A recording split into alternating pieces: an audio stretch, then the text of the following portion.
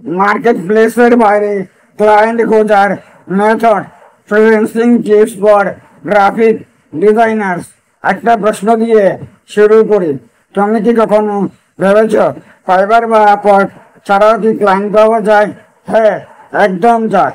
বরং অনেক সফল ডিজাইনাররা এখন তাদের 80% ইনকাম করে মার্কেট প্লেসের বাইরে থেকে। আজ আমি তোমাদের সাথে শেয়ার করব কিভাবে তুমি মার্কেট প্লেসের বাইরে থেকেও ক্লায়েন্ট পেতে পারো রিয়েল, প্রুভেন এবং এফেক্টিভ মেথডের মাধ্যমে। পার্ট 1, কেন মার্কেট প্লেসের বাইরে ক্লায়েন্ট খোঁজা দরকার। মার্কেট প্লেস মানে অনেক প্রতিযোগিতা, কম দাম আর অপেক্ষা। তুমি যতই ভালো ডিজাইনার হও না কেন, এক নতুন ফ্রিল্যান্সার হিসেবে ক্লায়েন্ট পেতে অনেক সময় লাগে। অন্যদিকে বাইরে থেকে ক্লায়েন্ট খুঁজলে তুমি নিজেই নিজের বস, দামও তুমি ঠিক করবে এবং রিলেশনশিপও তৈরি হবে সরাসরি ক্লায়েন্টের সঙ্গে। এটা হলো real freelancing freedom. Part 2, social media থেকে ক্লায়েন্ট খোঁজার মেথড। এটা সবচেয়ে সহজ এবং সবচেয়ে স্ট্রং উপায়। লিঙ্কডিন হচ্ছে প্রফেশনাল মানুষদের জায়গা। তুমি যদি সেখানে একটা প্রফেশনাল প্রোফাইল তৈরি করে নিয়মিত কন্টেন্ট বানাও, যেমন তোমার ডিজাইন প্রসেস, কাজের স্টোরি, ক্লায়েন্ট ফিডব্যাক, তাহলে তুমি অর্গানিকভাবে তোমার কাজের জন্য ক্লায়েন্ট পাবে। এক্সপ্লেইন, ধরো তুমি লোগো ডিজাইন করো, একটা পোস্ট দাও, আজ এই ব্র্যান্ডের জন্য আমি এই লোগো তৈরি করেছি, এখানে দেখো কনসেপ্ট এবং কালার স্টোরি। এই ধরনের পোস্ট মানুষকে তোমার কাজ বুঝতে সাহায্য করে, আর এতে ধীরে ধীরে তোমার প্রোফাইল থেকে ইনবক্সে আসবে, সেই can you design for my brand. এই ধরনের পোস্ট মানুষকে তোমার কাজ বুঝতে সাহায্য করে। ইনস্টাগ্রাম হচ্ছে ভিজুয়াল শোরুম।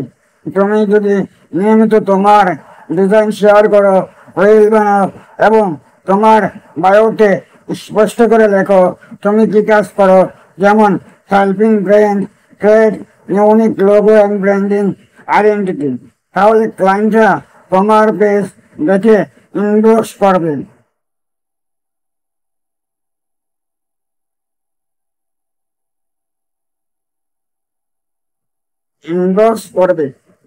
টিপস, হ্যাশট্যাগ ব্যবহার করো, hashtag logo design, hashtag brand identity, hashtag graphic design for hire. বায়োতে তোমার পোর্টফোলিও লিঙ্ক দাও, ডিজাইন্স বা ব্যক্তিগত ওয়েবসাইট, ফেসবুক গ্রুপ, বাংলাদেশ বা ইন্টারন্যাশনাল ডিজাইন গ্রুপে অনেক ডিজাইনার, উদ্যোক্তা বা ব্যবসায়ী আছেন যারা ডিজাইন সার্ভিস করছেন।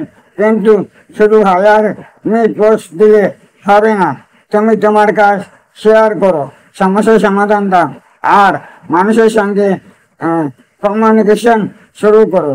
উদাহরণ, এই লোগো ডিজাইন আমি মিনিমাল অ্যাপ্রোচ ব্যবহার করেছি কারণ ব্র্যান্ড ইকো ফ্রেন্ডলি। এভাবে ভ্যালু দাও, তারপর রিলেশনশিপ বিল্ড করো। Part 3, direct outreach method.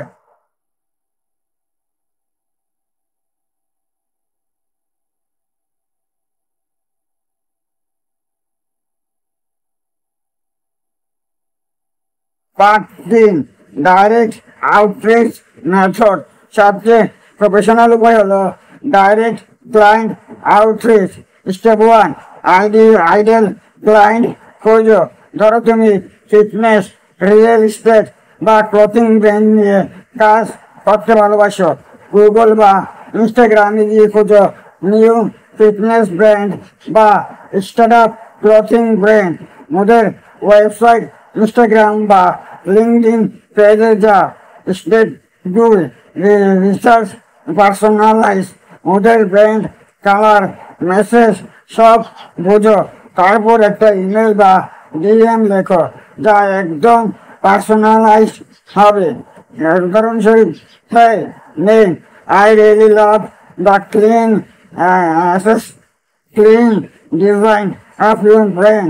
I noticed your logo does not align perfectly with your targeted audience.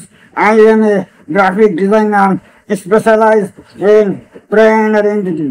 I would love to share a few design concepts that might fit your vision.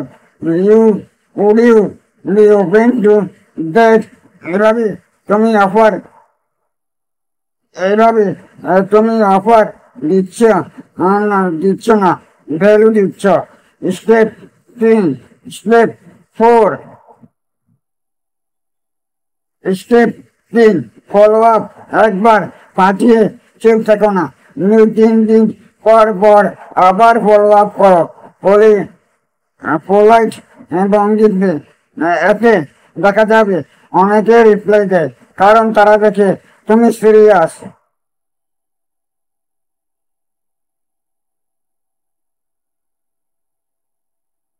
Number 4, portfolio পাওয়ার। তুমি যতই ভালো কাজ করো, যদি সেটার presentation ঠিক না থাকে, তাহলে ক্লায়েন্ট বুঝবে না তুমি কতটা প্রফেশনাল। তাই একটা সুন্দর পোর্টফোলিও শুধু ডিজাইন না, প্রতিটা প্রজেক্টের গল্প লিখে। পোর্টফোলিও শুধু ডিজাইন না, প্রতিটা প্রজেক্টের গল্প রয়েছে, যেমন client problem plus my design thinking final outcome. এই গল্পটা তোমার কাজকে আলাদা করে তোলে। 5, networking, word of mouth. Client পাওয়ার সবচেয়ে পুরনো কিন্তু এফেক্টিভ মেথড হলো ওয়ার্ড অফ মাউথ। তুমি যাদের জন্য কাজ করছো তাদের সন্তুষ্ট করো, তারা তোমার কাজ অন্যদের রেফার করবে।